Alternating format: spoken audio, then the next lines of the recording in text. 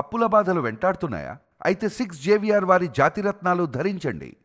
Right, break news వస్తున్నాం. మనం TV screen పై ఏపీలో జరిగిన డిఎస్సిలో అవకతవకలు జరిగాయని, అక్రమాలు జరిగాయని, లోకేష్ రిజైన్ చేయాలంటూ నెత్తి నోరు బాదుకుంటున్నారు చాలామంది. అసలు ఏం జరిగిందంటే వైసీపీ 2019 నుంచి 2024 మధ్యలో లిటరల్గా డిఎస్సి కోసం చేసింది ఏమి లేదు. సరిగ్గా జగన్ పాదయాత్ర చేస్తున్నప్పుడు సీఎం అవ్వగానే ప్రతి సంవత్సరం జాబ్ క్యాలెండర్ రిలీజ్ చేస్తామని చెప్పి అందరినీ వెర్రిబాగులను చేశారు. అండ్ జాబ్ క్యాలెండర్ 2019 నుంచి 2023 వరకు డిఎస్సి నోటిఫికేషన్ విడుదల కాకపోవడంతో నిరుద్యోగుల నుంచి ఒక నెక్స్ట్ లెవెల్లో వ్యతిరేకత వచ్చింది. అండ్ ఇక్కడ ఇంకో విషయం ఏంటంటే ఎప్పుడైతే జగన్ సీఎం పీరియడ్ అయిపోతుందో సరిగ్గా ఆ టైంలో డిఎస్సి నోటిఫికేషన్ ఇచ్చారు. 25,000 పోస్టులు ఉంటే వైసీపీ కేవలం 6,000 పోస్టులతో మాత్రమే ఒక నోటిఫికేషన్ ఇచ్చింది. వీళ్ళు అలా ఇచ్చారో లేదో ఎలక్షన్ కోడ్ వచ్చింది. అండ్ ఆ తర్వాత ఆ డిఎస్సి ప్రాసెస్ మొత్తం కూడా షట్ డౌన్ అయిపోయింది. అందుకే ఈసారి ఆ డిఎస్సి రావాలని చెప్పి ఎప్పుడైతే యువగళంలో నారా లోకేష్ ఇచ్చిన హామీ మేరకు అభ్యర్థులంతా కూటమి సర్కార్ వైపు నిలబడ్డారు. డిఎస్సి అభ్యర్థులు కూటమికి అంత విలువిచ్చారు కాబట్టే కూటమి సర్కార్ రాగానే తొలి సంతకం మెగా డిఎస్సి పైన పెడతామని హామీ ఇచ్చారు. అండ్ మాట ఇచ్చినట్టుగానే సంతకం కూడా పెట్టేశారు. సో కూటమి అధికారంలోకి రాగానే సరిగ్గా మెగా డిఎస్సి ప్రకటించి సరిగ్గా జూన్ 2024లో సీఎం చంద్రబాబు నాయుడు ఆ ఫస్ట్ సైన్ కూడా చేశారు. జగన్ గవర్నమెంట్లో ఇచ్చిన 6,100 పోస్టులను రద్దు చేసి మొత్తం 16,347 ఖాళీలతో మెగా డిఎస్సికి ఆమోదం తెలిపారు. అండ్ వీటిలో ఎస్జిటి ఉంది, ఎస్ఏ, లాంగ్వేజ్ పండిట్స్, టీఈటీ పోస్టులు అన్నీ ఉన్నాయి. అండ్ మళ్ళీ ఒక్క నెలలోనే అంటే సరిగ్గా జూలై 2024 నాటికి అఫీషియల్ నోటిఫికేషన్ ప్రాసెస్ స్టార్ట్ చేసి సిలబస్ అండ్ వయోపరిమితి సడలింపు, టెట్ మార్కుల వెయిటేజీ అన్నింటికీ అభ్యర్థుల్లో క్లారిటీ ఇచ్చారు. సో అభ్యర్థుల దగ్గర నుంచి అభ్యంతరాలు రాలేదు. కావాలని ఇక్కడ వైసీపీ చేస్తున్న ప్రచారం అసలు నిజంగా నాకు అర్థం కాని విషయం.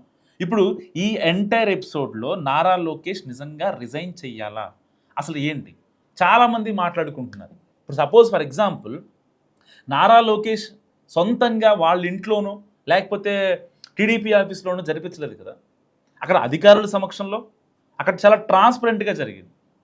దానికి చాలామంది బయటకు వచ్చి నారా లోకేష్ రిజైన్ చేయాలంటున్నారు. ఈవెన్ దానికి నారా లోకేష్ గారు చెప్పేది ఏంటి, ఎట్టి పరిస్థితుల్లో బహిరంగ చర్చకు వస్తారా, సిద్ధమా అని చెప్పి మాట్లాడుతున్నారు. గతంలో మనం చూసాం ఇది డిఎస్సి గురించి అవకతవకలు జరిగాయని చెప్పి సరిగ్గా ఒక నెల క్రితం ఆరోపణలు చేశారు చాలామంది. చాలా డిబేట్లలో వైసీపీ నాయకులు మాట్లాడుతుంటే కొంతమంది అనలిస్టులు కావచ్చు, జనసేన నాయకులు కావచ్చు, లేకపోతే కూటమి నాయకులు కావచ్చు, ఎవరైనా సరే వాళ్ళందరూ మాట్లాడుతుంటే ఆ వైసీపీ నాయకుల్ని డిఎస్సికి అసలు ఎబ్రవేషన్ ఏంటి చెప్పమంటే కూడా చెప్పనటువంటి పరిస్థితి అనమాట. సో వాళ్ళు మళ్ళీ వచ్చి ప్యానల్లోకి డిబేట్లోకి వచ్చి మాట్లాడతారు. అండ్ డిఎస్సి గురించి అసలు ఎలా జరిగింది ఏంటి. రీసెంట్గా జగన్మోహన్ రెడ్డి గారు ఒక గోల్డ్ మెడలిస్టు అయినా సరే ఆయనకి ఉద్యోగరాలని చెప్పి మాట్లాడారు. నిజంగా అది ఎంత హాస్యాస్పదం అంటే దానికి ఆల్రెడీ గవర్నమెంట్ నుంచి అధికారికంగా అఫీషియల్ స్టేట్మెంట్ ఇచ్చినా సరే అంటే దానికి ఒక పద్ధతి పాడు ఉంటుంది జగన్మోహన్ రెడ్డి గారు. సో దాంట్లో ఎవరిని కూడా అతీతులు కారు. సో ఒకళ్ళు ఎక్కువ ఉన్నా ఒకళ్ళు తక్కువ ఉన్నా సరే మనం ప్రభుత్వం ఎలా నిర్ధారించిందో ఆ పద్ధతి ప్రకారమే ఇస్తామని ఎంత చెప్పినా సరే జగన్మోహన్ రెడ్డి గారు ఎలాంటి మాట వినని పరిస్థితి. సో దాని తర్వాత చాలామంది అభ్యర్థులు తెచ్చుకున్నారు అండ్ మాట్లాడారు. వాళ్ళు కూడా చెప్పింది ఒకే విషయం. సో మేము ఆల్రెడీ మెరిట్ లిస్ట్లో ఉన్నాం, మా మెరిట్ లిస్ట్ నుంచి వీళ్ళు ఎలా బయటకు వచ్చారు. ఆల్రెడీ చెప్తుంది కూటమి సర్కార్ ఇది ఒక టెక్నాలజీతో చేసింది, మేము అంటే మాన్యువల్గా ఎవరో ఇది చేసింది కాదని చెప్పి ఆ మెరిట్ లిస్ట్ని కన్ఫర్మ్ చేసిన తర్వాత కూడా మళ్ళీ దాదాపుగా దాన్ని మసిబూసి మారడిగా చేసే ప్రయత్నం చేశారు. అంటే మావిగన్ నుంచి అంటే నాకు అనిపిస్తున్నటువంటి సమాచారం మావిగన్ దెబ్బ నుంచి బయటికి రావాలి. రీసెంట్గా అయితే ముద్రగడ పద్మనాభం గారు చనిపోయినప్పుడు అక్కడికి వెళ్ళి రచ్చరచ్చ చేసి కాపుల ఓట్లు మాకే వచ్చాయి అనే ఒక స్వలాభంలోంచి బయటకు వచ్చినటువంటి చాలామంది ఇప్పుడు బయటకు వచ్చి ఇప్పుడు ఏం చేస్తున్నారంటే డిఎస్సి గురించి, ఎందుకంటే వీళ్ళు మెగా డిఎస్సి అనే పదం వీళ్ళకి తెలియదు, డిఎస్సి అంటేనే తెలియదు వీళ్ళకి. మళ్ళీ మెగా డిఎస్సి అంటే అసలు అందరూ ఆశ్చర్యపోయారు. అందుట్లోనూ దాదాపు 16,000 పోస్టులు, 25,000 పోస్టులు ఖాళీలు ఉంటే 16,000 పోస్టులు నోటిఫికేషన్ ఇచ్చి వాళ్ళకి నియామపత్రాలు ఇచ్చి వీళ్ళు దాదాపుగా 150 కేసులు పెట్టినా సరే వాటన్నిటినీ పక్కన పెట్టి వాటిని న్యాయపరంగా ఎదుర్కొని ముందుకు వెళ్ళిన నారా లోకేష్ని మరి రిజైన్ చేయమని చెప్పాలా? అంటే దేనికోసం చేయమని చెప్పాలి? ఇప్పుడు ఫర్ ఎగ్జాంపుల్ ఇప్పుడు ఒక ఎలిగేషన్ చేశామంటే చాలా అంటే అది రాజ్యాంగబద్ధంగా ఎలిగేషన్ అనేది తప్పు కాదు. మళ్ళీ దీంట్లో ఇంకోటి ఉంది. రాజ్యాంగబద్ధంగా వాళ్ళు ప్రజల కొరకు ప్రజల చేత ఎన్నికైన వాళ్ళు కాబట్టి వాళ్ళని మనం మాట్లాడే హక్కు ఉంటుంది, వాళ్ళని ప్రశ్నించే హక్కు కూడా మనకుంది. సరే రిజైన్ చేయమంటావా ఇంకోటి తర్వాత సంగతి పక్కన పెట్టద్దు. అసలు డిఎస్సిలో జరిగిన అవకతవకల గురించి అంటే కన్ఫర్మ్ చేయట్లేదు నేను, అవకతవకలు జరిగాయని వైసీపీ వాళ్ళు చెప్తున్నారు కాబట్టి నేను మాట్లాడుతున్నా. సో డిఎస్సిలో జరిగిన ఏదైతే ప్రాసెస్ గురించి ఎవరైనా ఒక్కళ్ళు వైసీపీ తరపున బయటకు వచ్చి అఫీషియల్గా ప్రెస్ మీట్ పెట్టే ప్రయత్నం చేశారా? ఎవరి కాళ్ళు రోడ్డు మీద మాట్లాడేవాళ్ళు, కానీ అసలు జరిగింది ఇది అని చెప్పి వాళ్ళు వైసీపీ తరపున ఒక ఎలిగేషన్ చేస్తే దానికి ప్రభుత్వం నుంచి ఒక కౌంటర్ మస్ట్గా వచ్చేస్తుంది. ఎందుకంటే ఇక్కడ డిఎస్సిలో ఎలాంటి అవకతవకలు జరగలేదు, చాలా ట్రాన్స్పరెంట్గా జరిగింది.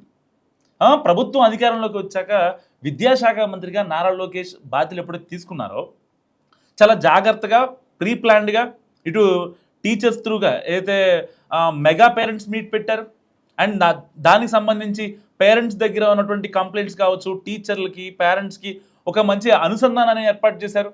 తద్వారా గతంలో మనం చూసాం 10th క్లాస్ లాస్ట్ 10th క్లాస్లో అయితే అత్యధిక మార్కులు సాధించిన వాళ్ళు ఏపీలో ఎక్కడి నుంచి అంటే ఏ చైతన్యానో కార్పొరేట్ స్కూల్స్ దగ్గర నుంచి కాదు, గవర్నమెంట్ స్కూల్స్ నుంచి మాత్రమే ఉన్నారు. అఫీషియల్గా ప్రభుత్వ ఖర్చుతో ఎవరైతే ప్రభుత్వ పాఠశాలల్లో 10వ తరగతిలో అవుట్ ఆఫ్ 600 592 594 589 587 ఇలా వచ్చిన విద్యార్థుల ఫోటోలు ఎవరైతే ఉన్నాయో వాళ్ళందరి ఫస్ట్ పేజీలో ప్రభుత్వ డబ్బులు ఇచ్చి మరీ వేయించారు. గతంలో 2019 నుంచి 2024 మధ్యలో ఇలాంటి సంస్కృతి ఉందా? Question number 1. అండ్ 2019లో అయితే ప్రభుత్వంలోకి వచ్చిన తర్వాత నేను సీఎం అయిన తర్వాత చేస్తానన్న జగన్మోహన్ రెడ్డి గారు సరిగ్గా 2024 ఎండింగ్లో ఎప్పుడైతే ఆయన సీఎం ఆ టర్మ్ అయిపోతుందో అప్పుడు మాత్రమే ఎందుకు నోటిఫికేషన్ ఇచ్చారు? సరిగ్గా అదే టైంలో ఆయనకి తెలీదా?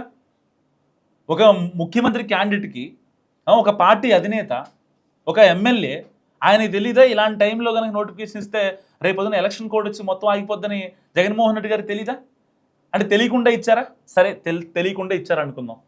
ఫర్ ఎగ్జాంపుల్ మరి ఏదైతే యువగళంలో నారా లోకేష్ గారు పాదయాత్ర చేస్తున్నప్పుడు ఆల్రెడీ జగన్మోహన్ రెడ్డి గారికి ఏదైతే ఆయన హామీ ఇచ్చారో ఆయనలాగా అనుకోకూడదు, మనం ఇచ్చామంటే చేసేయాలని చెప్పి చాలా అంటే ఎంత కఠినమైనా సరే వీళ్ళు వైసీపీ తరఫున ఎన్ని కేసులు పెట్టినా సరే ఎంత జాగ్రత్తగా చేస్తారు మొత్తం ప్రాసెస్ మొత్తాన్ని.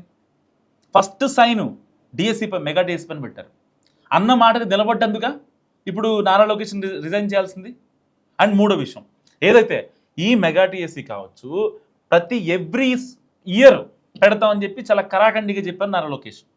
అండ్ జాబ్ క్యాలెండర్ కూడా ప్రకటిస్తామన్నారు. ప్రతి ఉగాదిని జాబ్ క్యాలెండర్ చేస్తామని చాలా పెద్ద ఎత్తున లాస్ట్ ఉగాది రోజున ఇక ఎవ్రీ ఇయర్ ఉగాది అంటే జాబ్ క్యాలెండరే అని దానికి సంబంధించిన ఆదేశాలు ఇచ్చేశారు. ఇవ్వలేదా మరి మొన్న మెగా డిఎస్సీ ఇవ్వలేదా?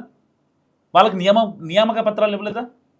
అంటే ఎలాగైనా సరే మసిబూసి మారడిగా చేయాలి, లేదంటే బట్టగాల్చి మీద వేయాలి. అక్కడ జనాలు అంటే కేవలం వాళ్ళ మాటల్ని నమ్మే కొంతమంది వ్యక్తులు ఎవరైతే ఉంటారో వాళ్ళకి అంటే ఇంటర్నల్గా ఏం జరిగింది, అసలు ఆఫ్ ద రికార్డులో ఏం జరుగుతుంది అనే ఒక ఇది ఉండదు, ఆలోచించే తత్వం ఉండదు. వాళ్ళు చెప్పారంటే అదే వేదం అన్న దాంట్లో వెళ్ళిపోతూ ఉంటారు కొంతమంది. సో వాళ్ళు రోడ్డు మీదకి వచ్చి పేకాట ఆడుకునే వాళ్ళకి లేకపోతే గంజాయి మత్తులో ఉన్న వాళ్ళకి టీచర్ల పదవులు ఇచ్చారంట. అసలు వాళ్ళు మాట్లాడుతుంటే హాస్యాస్పదంగా ఉంది.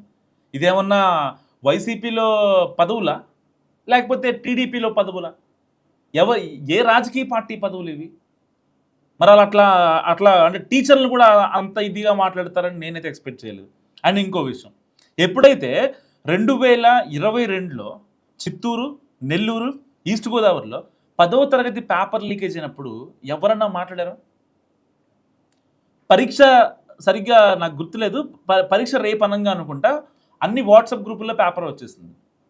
మరి అంత దారుణంగా ఎలా చేశారు మరి మీరు? నిజంగా 10వ తరగతి పేపర్ అంటే వాడికి అప్పటిదాకా ఎలాంటి అంటే ఒక బోర్డ్ ఎగ్జామ్ ఉండదు, అదే ఫస్ట్ బోర్డ్ ఎగ్జామ్ వాడికి. అప్పటిదాకా ఇంటర్నల్గా స్కూల్లో జరుగుతాయి ఎగ్జామ్స్. ఆ 10వ తరగతి అనేది వాళ్ళ లైఫ్ని నిర్ధారిస్తుంది. అటు ఎంపీసీకి వెళ్ళాలా బైపీసీకి వెళ్ళాలా అనే ఒక పెద్ద క్వశ్చన్ మార్క్ అడిగి అలాంటి ఎగ్జామ్ను కూడా మీరు అపహాస్యం చేసి ఎంత ఇది చేశారో ఆ రోజున దాన్ని మళ్ళీ టీడీపీ మీద రుద్దే ప్రయత్నిస్తారు, వీళ్ళే చేశారు. అధికారంలో ఉంది మీరు, ఇప్పుడేమో మీరు ప్రతిపక్షంలో ఉండి అధికారంలో ఉన్న వాళ్ళ మీద అలా అనొచ్చు. అప్పుడేమో లేదు అసలు అలా ఎలా చేశారని ప్రశ్నిస్తే మేం కాదు మీరే చేశారంటారు. అంటే పేపర్ లీకేజ్ అనేది ఏ పార్టీకైనా లేకపోతే టీడీపీకో జనసేనకో బీజేపీకో ఇంకో పార్టీకో అంటే యావదాస్తా వీలునామా ఎవరైనా రాశారా వైసీపీ వాళ్ళు? పేపర్ లీకేజ్ జరిగితే టీడీపీ వాళ్ళు ఉన్నారు, జనసేన ఉన్నారు, లేకపోతే బీజేపీ ఉన్నారని చెప్పడానికి? అంటే చెప్పేది వింటున్నారు కదా అని చెప్పి మాట్లాడటం వల్ల నిజంగా అంటే జనాలతో ఎప్పుడైతే 2024 ఎలక్షన్స్ అప్పుడు గ్రౌండ్లో తిరిగినప్పుడు వాళ్ళు చెప్పింది ఏంటంటే సో వైసీపీ చేస్తున్న అంటే రాజధాని విషయంలో కావచ్చు ఇలాంటి అపహాస్యాల వల్లే వాళ్ళకి ఆ 11 అనే పదవి ఇచ్చారు. సో నిజంగా అది పదవి రకంగా, ఎందుకంటే ప్రతిపక్ష హోదా లేదు, అది కేవలం అలంకరణ మాత్రమే, చూడటానికి ఇంపుగా ఉంటుంది కానీ దగ్గరికి వెళ్తే కంపొచ్చుద్ది అంటారు కదా. సో అలాంటి పరిస్థితి అనమాట. సో ఇలాంటి నేపథ్యంలో నారా లోకేష్ని రిజైన్ చేయమనడం నిజంగా ఎంతవరకు కరెక్ట్? అసలు చెయ్యాలా వద్దా, దేనికి చేయాలి? సో మస్తు కామెంట్ చేయండి, చూస్తూనే ఉండండి మన టీవీ.